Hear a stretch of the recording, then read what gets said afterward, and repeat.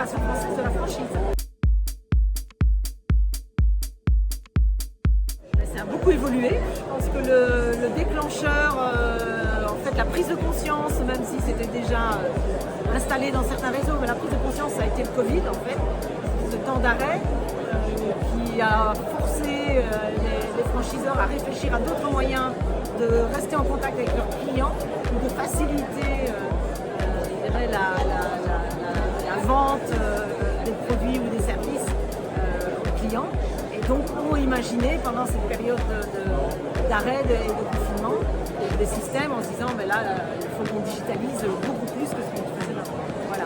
Et donc ça n'a, à partir de là, mais ça continue à évoluer depuis.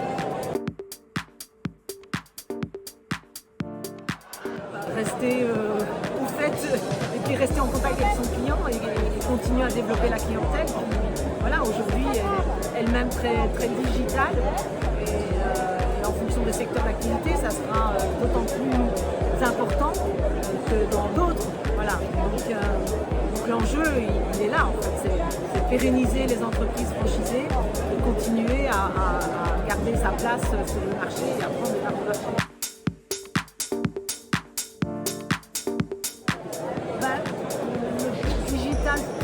Partie du savoir-faire maintenant, donc c'est des éléments qui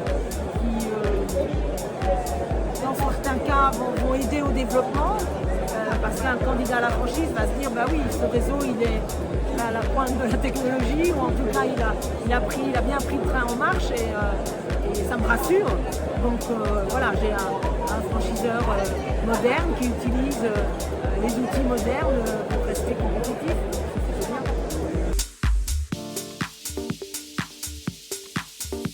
On est beaucoup plus sur du digital consommateur-client. Donc comme je le disais, comment contacter, donc on est sur l'omnicanalité. Enfin, finalement le Covid a amené ça, hein. C'est-à-dire forcément le physique ne fonctionne pas, comment est-ce qu'on fait autrement. Donc ils ont beaucoup avancé sur l'omnicanalité, donc vraiment faire connaître les produits, vendre via différents canaux. Ils sont peut-être moins avancés aujourd'hui en interne pour la gestion de leur réseau, où là il y a sans doute encore des choses à faire, mais voilà, l'évolution est plus là. Je ne sais pas si c'est déterminant, mais en tout cas ça fait partie des éléments que le candidat à la franchise va identifier, observer, questionner le franchiseur, pour voir où il en est là-dessus.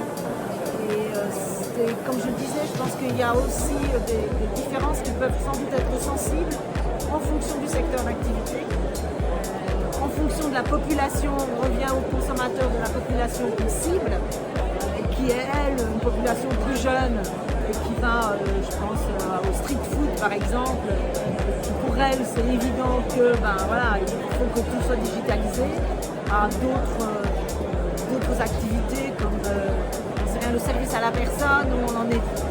C'est pas là, le sujet n'est pas vraiment là, et là ils auront plutôt plus besoin de digitaliser leur process interne pour faciliter la vie des franchisés que de se dire j'ai besoin que mon client puisse me contacter à n'importe quelle heure parce que le service est différent.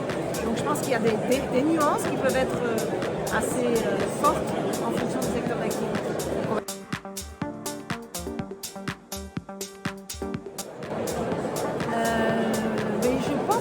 Les franchisés, quand ils touchent un peu au digital, ils prennent goût et donc ils en redemandent. Donc le franchiseur est poussé aussi par ses franchisés à aller toujours un tout petit peu plus loin.